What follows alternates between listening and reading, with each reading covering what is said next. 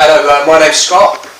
I'm 40 years of age and I am feeling very blessed to be here today, and I'm here to talk about mental health, and in particular bipolar disorder.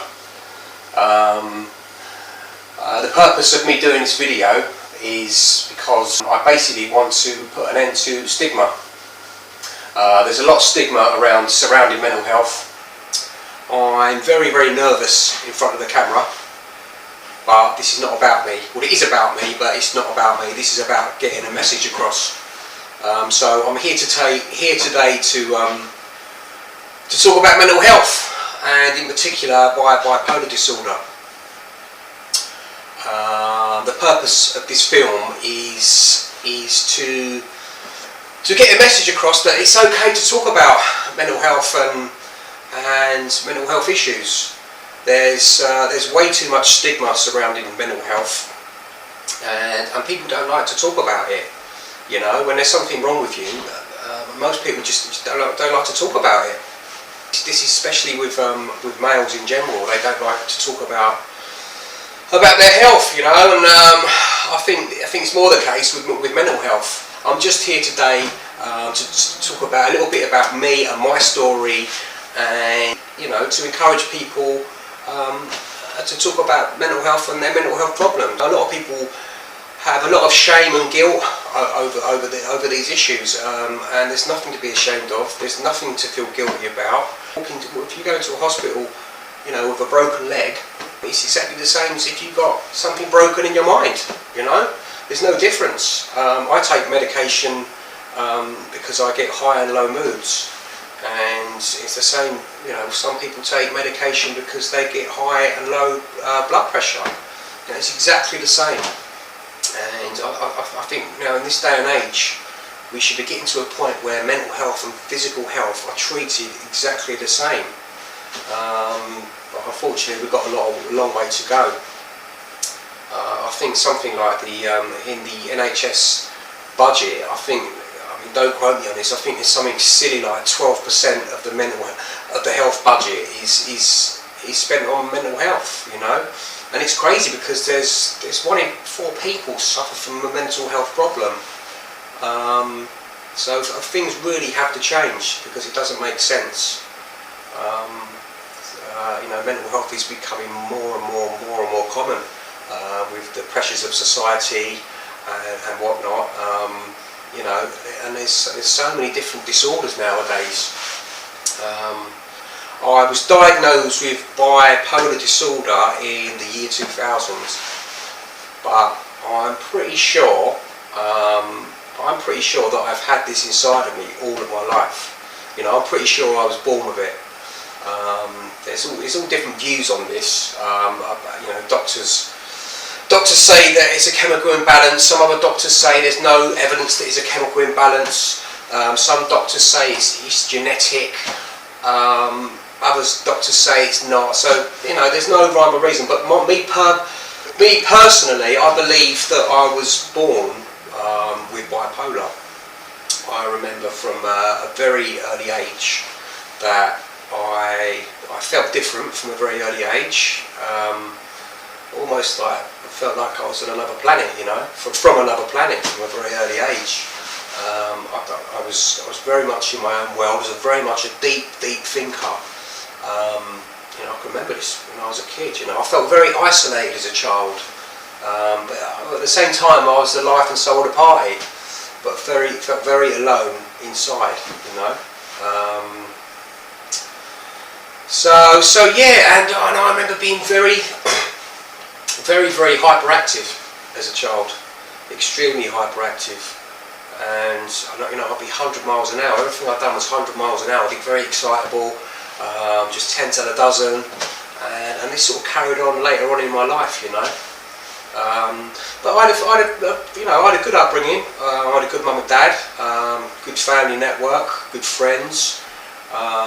Used to get spoiled a lot. I used to go on lots of holidays. Apparently I was a little brat when I was a kid, but I had a normal upbringing. But also I also was quite destructive, you know. I was quite destructive, and I always had a problem with authority. It's been said that people with bipolar are very intelligent people, and it's been said that a lot of geniuses had bipolar. I don't know how true that is. I'm sure I'm not a genius, but a lot of very famous people, a lot of very famous creative people suffer from bipolar. So at school, I knew I was intelligent, but at the same time, I didn't want people to know that I was intelligent. So I think I just sort of, you know, I was a bit of a rebel at school, you know. I wasn't really interested in what the system had to teach me or anything like that, you know. And I was one of them people. I'm still one of them people now that I won't do something I don't want to do. I do stuff that I want to do, you know. If something don't interest me, then I won't do it. Full stop, you know. I get very bored. I get very sidetracked. You know, school. I did alright at school. I was very good at art and design and stuff like that. And then when I left school, I became a trainee graphic designer, and I had a really good job. I messed it up because I was more interested in going out, meeting girls, drinking and partying from a very young age. I started partying when I was about 14, started getting into the drinks and stuff like that. 15, 16, I got into the rave scene and started taking ecstasy. And that was my life. I just used to love partying from the age of sort of 16 to the age of 26, 27. That was all my life was about, you know. I didn't really care about anything else. And so yeah, I did this graphic design job. I left that. I went to another graphic design job, and then I lost that.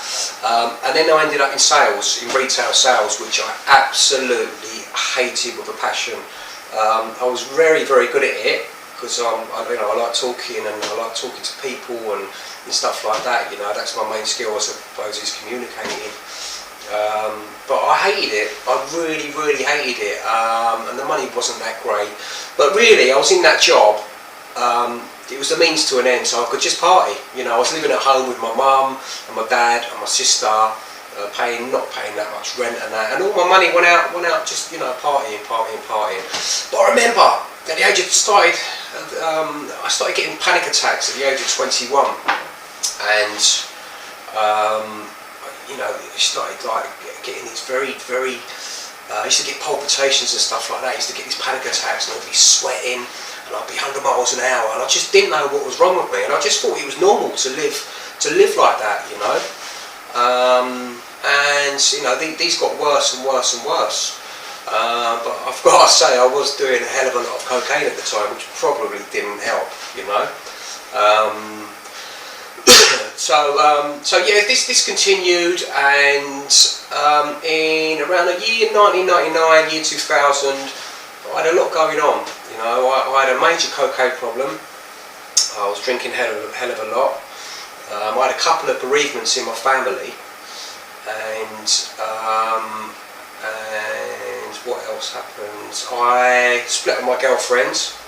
And at the time I was working up in London selling high-end menswear, and I was working for these Iranian guys.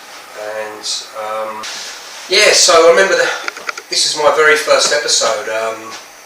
So yeah, my dad had to lock me in the house because he obviously knew that something wasn't right. He locked me in the house, and he phoned a doctor up, and a doctor come round with a nurse. And I remember them talking to me. They asked my mum and dad to go into the living room while they talked to me in the kitchen, and I remember my gut instinct was I was very scared, and I was very wide-eyed, wild-eyed, and almost sort of feral-like, you know. And I remember them saying to me, they looked at me, and yet again, I don't know if this happened in my mind or if this really, really happened. They looked at me and said, "Do you believe in mind control?"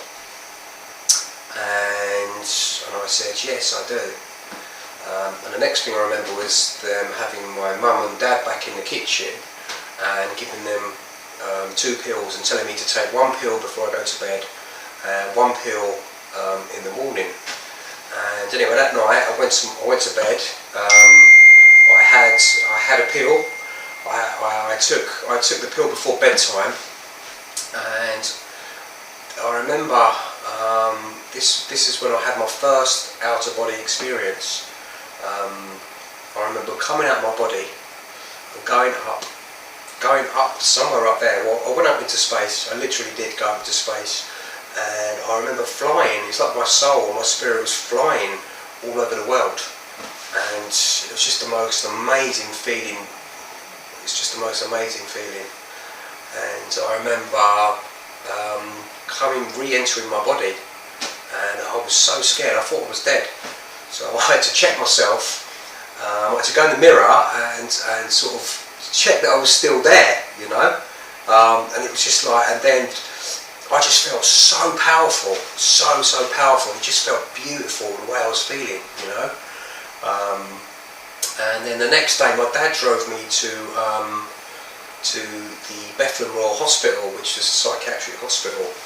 And I didn't want to be in there, you know. I see a doctor. I remember I was speaking 100 miles an hour. This stuff was coming out of me. It was like I was channeling these words, and they were just coming out of me, you know.